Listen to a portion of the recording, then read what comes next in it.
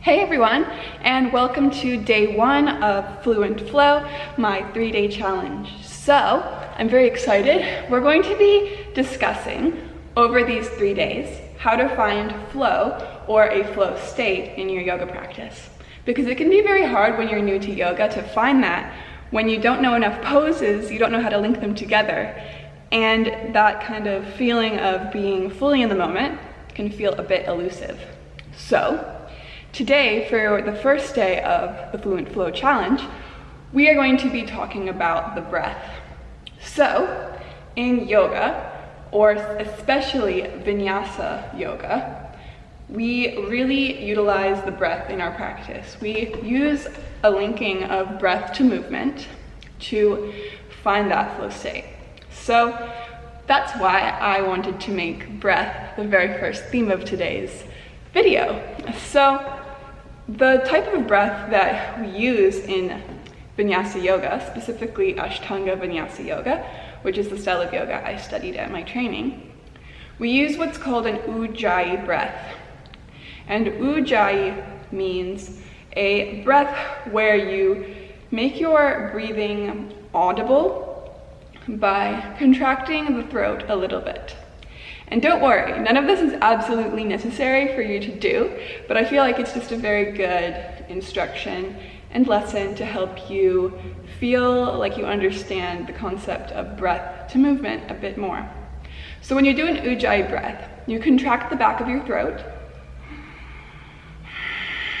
So you can hear that when you contract the back of your throat a little bit while you're breathing, it makes your breath have a sound. So it's like an oceanic breath. And when you do this, that makes your breath a lot easier to focus on. Because if you're breathing quite shallowly, your breath isn't making a sound, you might be like, where's the breath? I don't even know where the breath is. But if you make it make a sound and it's audible and you're focusing on it and you're focusing on creating that Ujjayi breath, it becomes a lot easier to focus on the breath.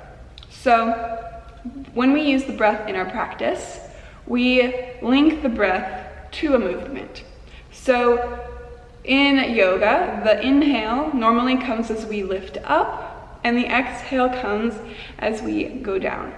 And for the next 2 days of the Fluent Flow Challenge, I'll be introducing a few poses, and then I'll be showing you how to link them together in a fluent transition.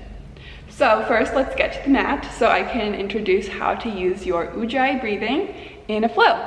So let's go to the mat, grab your mat. You should definitely participate and get to the mat with me. So let's get to the mat, and as we come to the mat, we need to find our tabletop position. So let's get our shoulders over the wrists on the mat.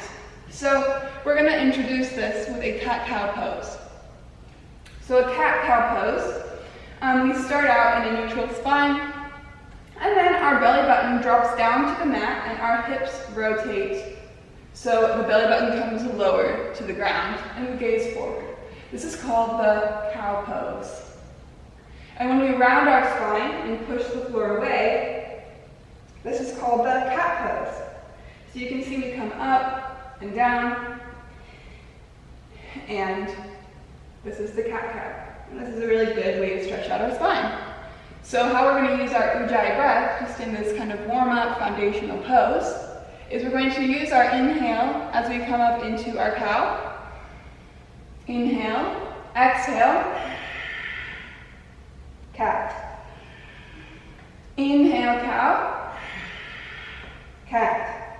Inhale, cow, exhale, cat. So you can see that I'm quite exaggerating this when I do this for you guys, but I think that at first it can be very helpful to exaggerate your breathing, because when I first started doing yoga, I really wasn't finding it very easy to link the breath movement, or rather, I was so focused on doing the postures right and caring about the postures that the breathing wasn't so much my focus.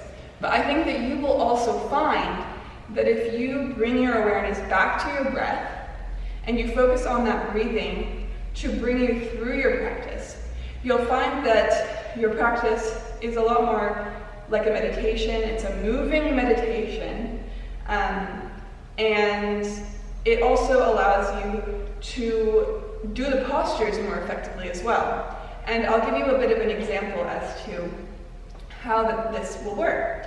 So, for example, if you inhale, let's sit down on the mat in a cross-legged position or knees bent like this.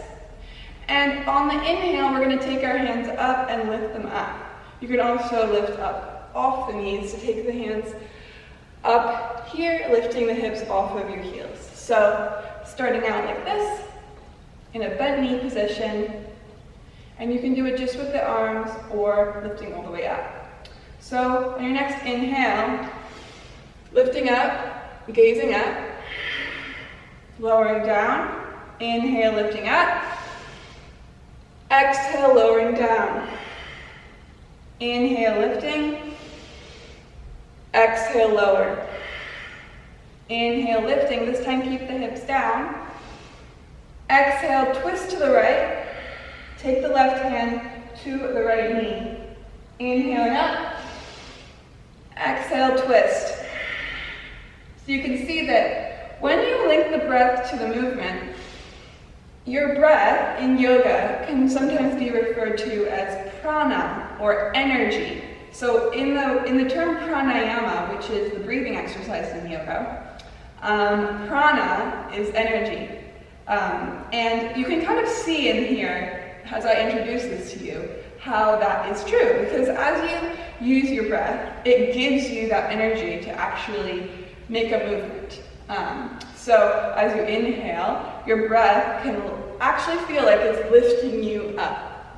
And as we come into some other poses throughout this challenge, you'll notice that the breath can really give you such an exciting feeling as you flow between the postures. So just to recap today's video, in yoga, we use what's called an Ujjayi breath. An Ujjayi breath, we contract the back of our throat, and we create an audible sound.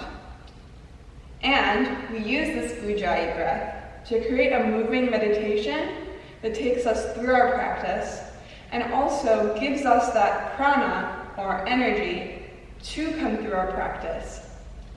Because at the end of the day, remember, if you guys did the Yoga Habit Challenge, yoga is to stop the fluctuations of the mind. So by contracting the throat, by creating that sound, by focusing on our breathing, even if you find the Ujjayi breath a bit challenging at first and you want to just try breathing through your practice, that's absolutely great as well. Just noticing that that focus on the breath is what brings you into the moment, and it's a huge part of what creates that flow state where you're no longer in the past or in the future. So when we become in this flow state, we get into a flow state where our focus is no longer on the past or the future. We're really rooted in this moment. We're with our breath, we're on our mat.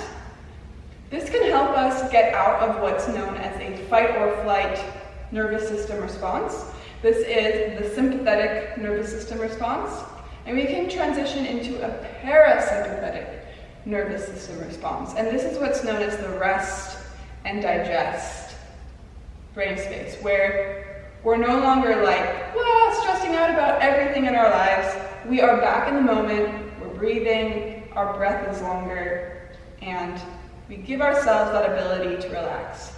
And our body really relies on this flow state. It relies on this parasympathetic state to know that it's safe, to be aware that it's safe in this moment, to let go.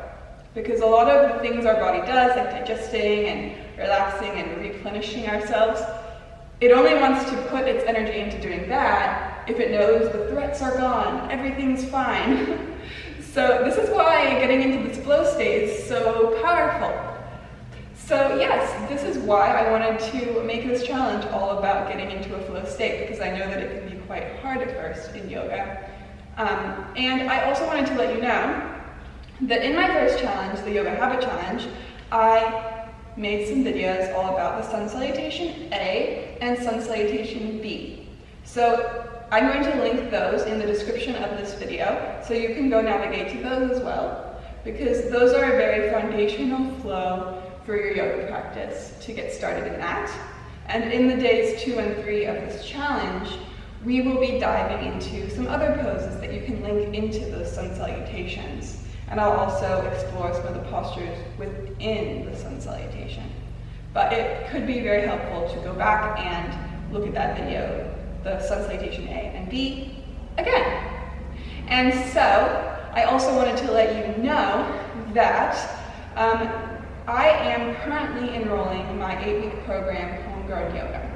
So we start on the 1st of February, and in this program I will be guiding you through 8 weeks of lessons about the 8-limbed path of Ashtanga Yoga. So we'll learn all the poses, we'll learn some of the philosophy, and we'll also be getting accountability calls every week with our group.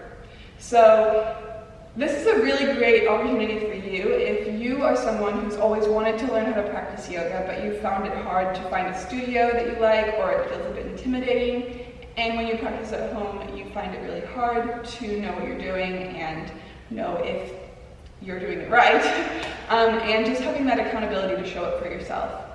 So if you're interested in that, there's also a link in the description of the video for that as well.